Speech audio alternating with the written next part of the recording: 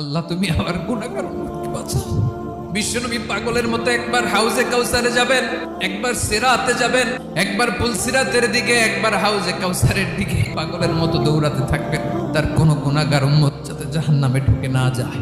কিয়ামতের ময়দানে ওই বিভীষিকাময় সময়ে মুসিবতের কালে মানুষগুলো পাগল হয়ে বিশ্বনবীকে খুঁজতে আরম্ভ করবে। সবাই মিলে বিশ্বনবীর কাছে যেয়ে বলবে, ইয়া রাহমাতাল লিল আলামিন, দেখেন আমাদের কি অবস্থা, সূর্যের আলোতে ঘেমে হয়রান, আজকে কেউ সুপারিশ করতে পারবে না।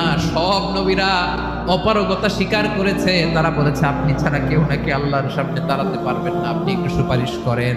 বিশ্বনবী বলবেন, আসো আসো, আজকের দিনে আমি ছাড়া আল্লাহর সামনে কেউ দাঁড়াতে পারবে না। বিশ্বনবী মাকামে মাহমুদে যে আল্লাহু আকবার বলে সিজদায় লুটিয়ে পড়বেন, বিশ্বনবী এমন ভাবে অজর দ্বারায় সিজদায় লুটিয়ে পড়ে কাঁদবেন, রব্বুল আলামিনের রহমতের দরিয়ায় জোশ